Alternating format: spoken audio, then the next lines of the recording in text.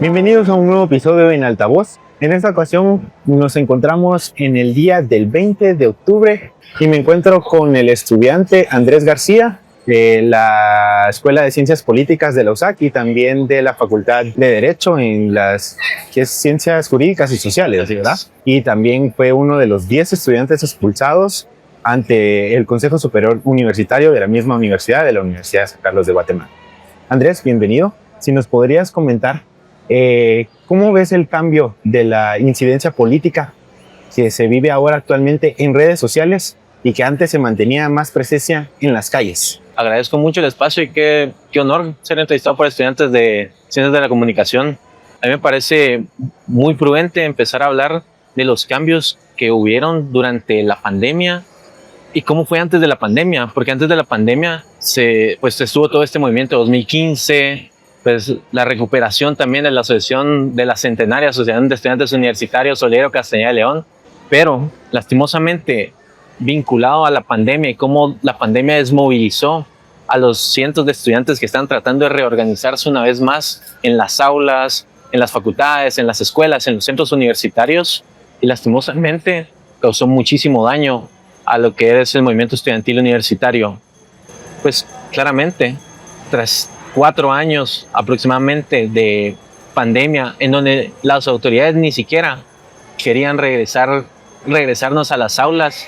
Claramente eso fue un daño terrible. Pues nosotros vimos un fraude en 2022, un fraude en la elección a rector de la Universidad de San Carlos, luego una toma de instalaciones para defender la autonomía universitaria de parte de diferentes estudiantes y luego una criminalización tremenda, no solo a nosotros como estudiantes, sino también a trabajadores, a docentes. Lastimosamente, pues el miedo, la desmovilización que causó la pandemia, muchas de las fuerzas que se venían manifestando dentro de la Universidad de San Carlos, estudiantes, docentes y trabajadores, tuvo pues un corte por la pandemia.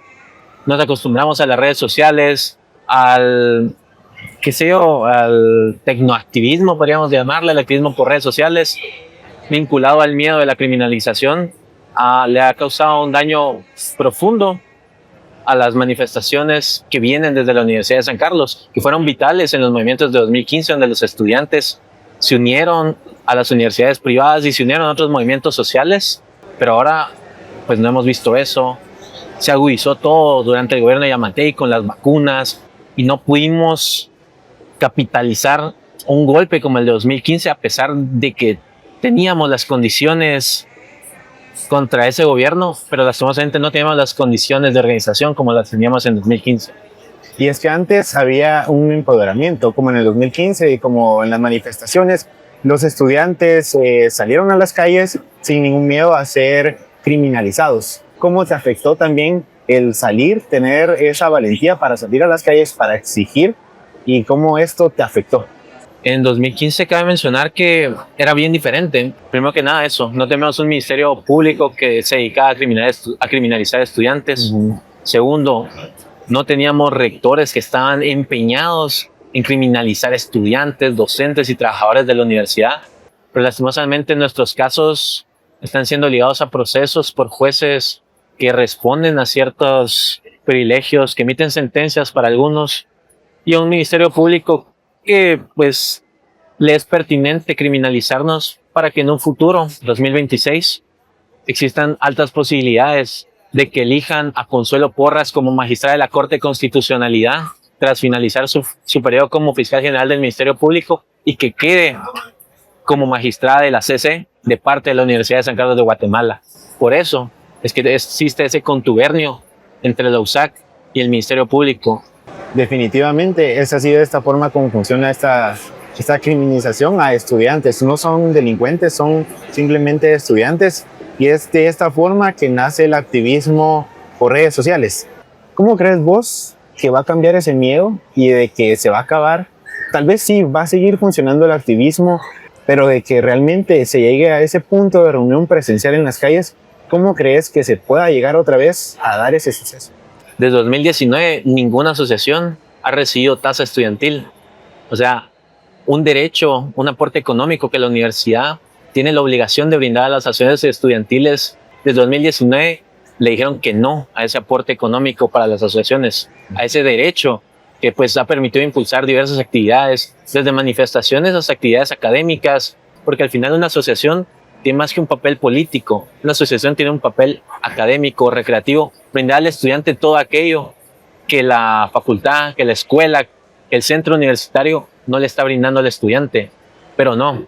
Y ahora, este año, pues pretenden una vez más dar ese golpe. Los 13 millones acumulados de tasa desde 2019 o antes, decidieron utilizarlo para las inscripciones del otro año y así garantizar que la siguiente elección de rector, en donde posiblemente Walter Mazariegos nuevamente sea candidato, pues se atraiga un buen caudal de votos a raíz de estas pues inscripciones gratis a costa de la tasa estudiantil que le pertenece a las asociaciones estudiantiles. Otro gran golpe y gran causa de que el movimiento estudiantil no esté funcionando como debería es el miedo generado a raíz de toda la criminalización. Porque ¿qué estudiante va a querer salir a manifestar? ¿Qué estudiante va a querer salir a las calles? Es complicado poder salir y pretender que no lo van a criminalizar a uno como representante de una asociación o como participante de algún movimiento dentro de la universidad. Muchas veces hay falta de voluntad de parte de las asociaciones. Yo también sé que el miedo pues, que han ido sembrando durante este tiempo es un factor importante para que no salgan. Yo sé que también el factor económico es un factor importantísimo porque muchos tienen que elegir entre salir, trabajar y estudiar o ir a una manifestación. Hay muchas causas por las que ha sido lastimado el movimiento estudiantil. Yo de verdad te agradezco, Andrés, por este episodio que nos ha regalado en el 20 de octubre, porque hemos estado viendo que aún hay jóvenes, un bloque bastante grande de jóvenes universitarios, encapuchados de asociaciones de otras universidades, de sindicatos de trabajadores, que aún vienen hoy a recordar la memoria de aquel 20 de octubre de 1944. Muchísimas gracias. No, gracias a ustedes y de verdad muchísimos éxitos en este proyecto y pues espero que sigan saliendo a manifestar, que pierdan el miedo también y pues que revivamos también la llama que el 20 de octubre de 1944 ha prendido en muchos de nuestros corazones y en muchas de nuestras luchas. Pasen una linda tarde. Así que nos vemos en otro episodio en Altavoz.